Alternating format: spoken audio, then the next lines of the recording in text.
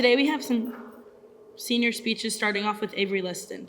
Avery is such a light in everyone's life. She always seems to have a smile on her face and goes into every situation with a positive attitude. She excels not only in the classroom, but also on the soccer field, helping her team to back-to-back state titles. I can't wait to hear what you have to say.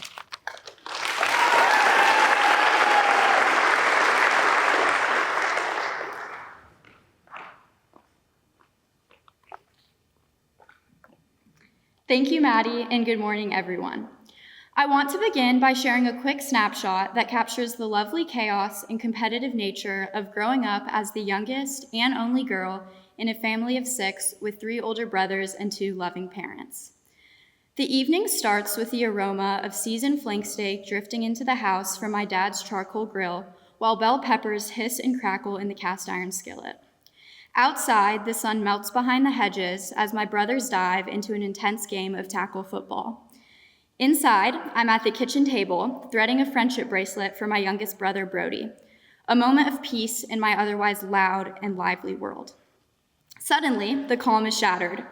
"Bane, grab the ball," Connor, my oldest brother, shouts from outside. I step onto the turf, clutching a football that feels twice my size. The mission? Sprint across the field to Connor's imaginary end zone. 9-year-old me never stood a chance. Connor barrels in, tackles me to the ground, and taunts me, proudly chanting my nickname, Bane, from Batman, inches away from my ear, after spiking the ball on top of my head. Connor and Harrison rush over to check if I'm okay, and my dad just chuckles from behind the grill. Scenes like this played out every night back when we all lived under the same roof in Los Angeles. But a lot has changed since then. When my family moved to Chattanooga during my 8th grade year, it was just Brody and me left at home. Connor and Harrison were already off in college. Although the house got quieter, one thing stayed the same: the love and support of my family, no matter where we were or how far apart we became. Now, when I say support, I don't mean gentle encouragement or sugar-coated praise. In my family, support often came wrapped in brutal honesty. Growing up in Los Angeles only intensified that edge.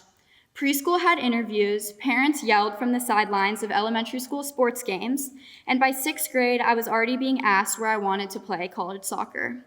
Everyone seemed to be chasing something: college, sports, or the next big goal.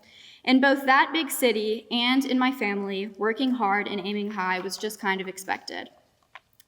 In our house, if you messed up, you heard about it, quickly, directly, and from every angle. Praise wasn't handed out easily, and looking back, I've come to really appreciate that. Because even though the truth sometimes stung, it's what shaped me. It pushed me to grow, it forced me to stop making excuses, look in the mirror, and figure out how to get better. But here's the thing: even with that brutal honesty, my family was always the first to offer their love and care when I needed it most. They've always known how to balance truth with kindness, challenging me when I needed it, and offer a shoulder to lean on when I was struggling. That's the kind of support that has always made me feel safe, even when I had to face the hard truths. Being the youngest in a big, outspoken family also meant I was more of a listener than a talker. With 3 older brothers and parents who don't shy away from sharing their opinions, I learned early on that I didn't always have to be the loudest in the room to grow or be heard. That experience gave me something really important: humility. The ability to recognize when I don't know everything, and the willingness to learn from those around me. And in a family where honesty came fast and unfiltered, I also learned resilience: how to take feedback without shutting down, how to bounce back after tough moments, and how to keep showing up with confidence. Those lessons didn't always come easily, but they've shaped me more than anything else. Honesty, I've come to believe, is the foundation of all human virtues. Without it, everything else, humility, resilience, kindness, starts to fall apart. You can't grow if you can't be real with yourself. And one of the hardest truths to face is when you've fallen short of your own expectations. Sometimes it means admitting you didn't try hard enough, or that you hurt someone even if you didn't mean to, but that kind of self-honesty is the gateway to accountability. Not eventually or once things cool down, but right away. This year, though, I've also learned something new: that you can be driven, focused, and live by your values and still make time to laugh, have fun, and enjoy the moment. I used to think success meant locking myself away for hours to meet the standards I set for myself. I'm my own biggest critic, and I hate letting myself down. but I've come to understand that you can have both. Whether it's spending time with friends or simply laughing with the people I love, I found that joy doesn't take away from ambition, but rather it fuels it. One of my biggest pieces of advice is to stay open to new people and new experiences. Sometimes all it takes is stepping outside of your comfort zone to be completely surprised in the best way.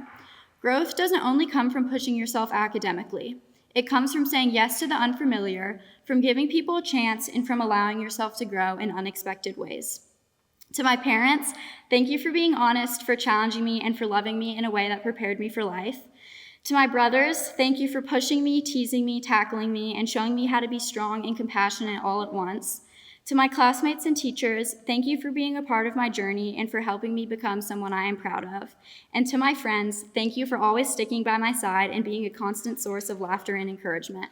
I'm so grateful to have you all in my life. As we all head into what's next, I hope we carry these things with us. The courage to be honest, the strength to take responsibility, the humility to keep learning, the resilience to rise again, and the freedom to laugh, live fully, and say yes to what's ahead. Thank you.